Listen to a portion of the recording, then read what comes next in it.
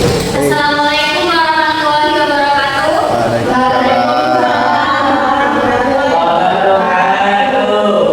Saya Asep Mala dalam mata kuliah Kesehatan Reproduksi akan menjelaskan tentang AIDS. Apa sih AIDS itu?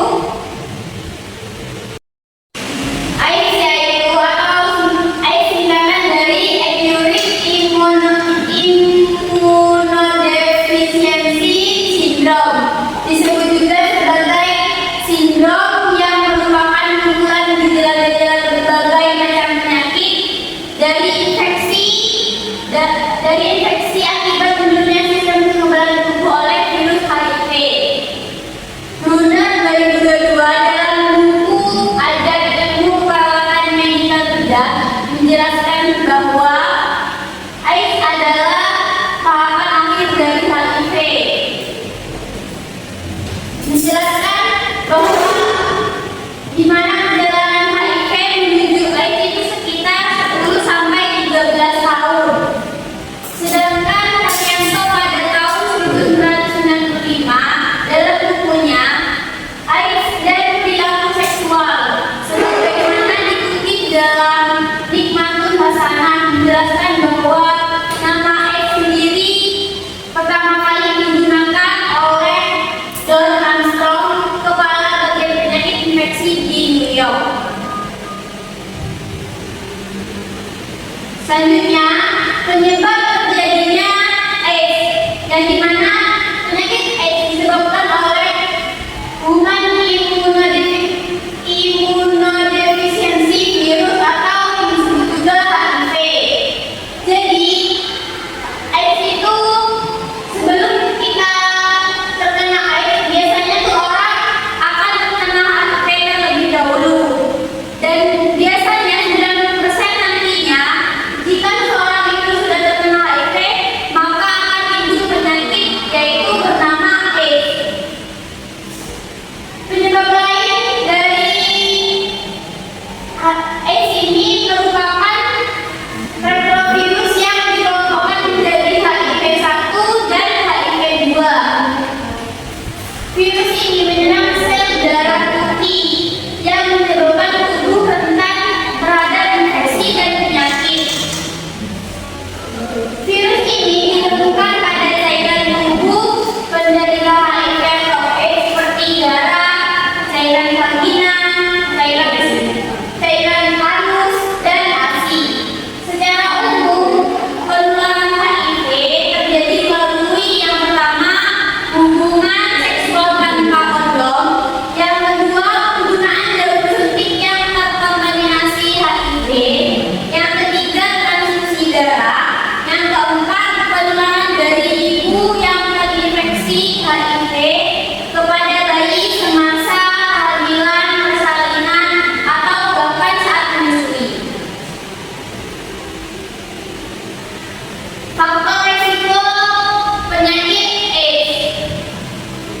Secara umum, seseorang yang berisiko tertular AIDS yaitu yang pertama, hubungan seksual yang berisiko seperti hubungan seksual tanpa kondom, hubungan seksual dengan multiple partner, yang kedua, pernah atau sedang mengidap infeksi menular seksual, yang ketiga, pernah atau sedang penggunaan zat suntik, yang keempat pernah menerima transfusi darah, pembuatan kandung yang terkontaminasi HIV, memiliki pasangan yang sudah terinfeksi HIV, penularan dari ibu yang terinfeksi HIV kepada bayi di masa kehamilan, persalinan, atau bahkan menyusui.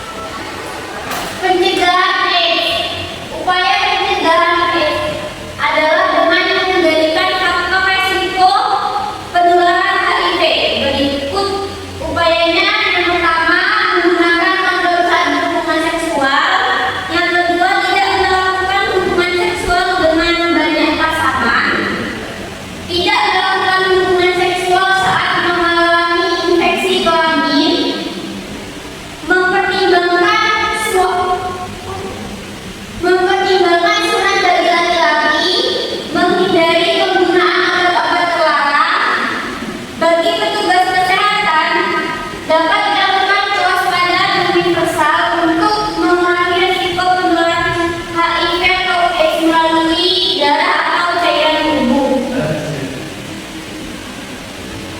Pemulihan AIDS. Ketika seseorang yang sudah terkena HIV atau AIDS, apakah dunianya seakan-akan sudah berakhir? Tentunya tidak. Dalam beberapa penelitian ditemukan obat yang dapat memulihkan atau mengurangi perkembangan virus HIV atau AIDS, yaitu yang bernama ARV atau disebut juga antiretroviral.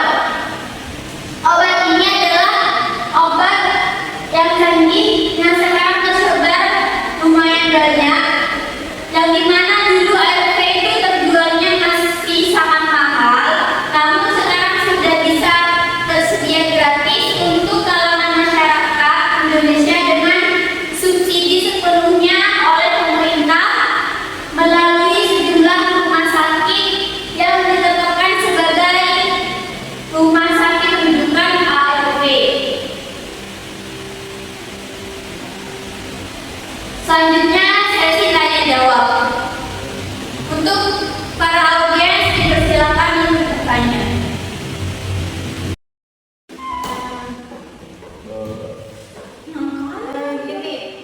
Iya Mbak, silakan. Apakah ada cara lain untuk memulihkan penyakit AIDS ini selain menggunakan obat ARV? Oke.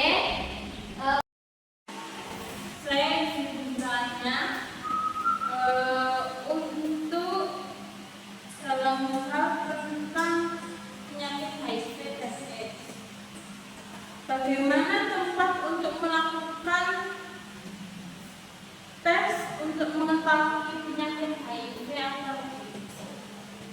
Di mana tempatnya? Terima kasih atas pertanyaannya. Oke, saya akan menjawab pertanyaan yang pertama dari Nuralima.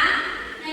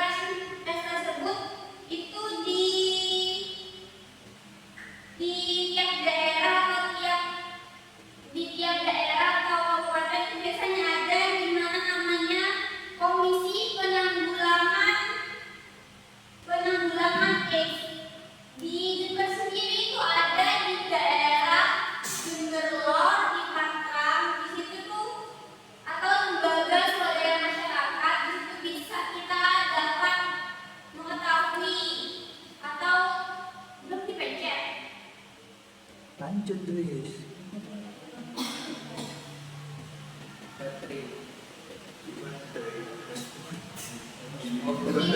Jember kita dapat mengecek di Jember kita bisa dapat mengecek penyakit HIV positif di Komisi Lembaga Masyarakat atau disebut juga Komisi Penanggulangan AIDS, itu yang berasal dari lembaga pusat. Di tiap daerah itu pasti ada, dan di Jember ini adanya itu di daerah Jember di Bangka. Atau bisa kita ikut komunitas seperti komunitas AIDS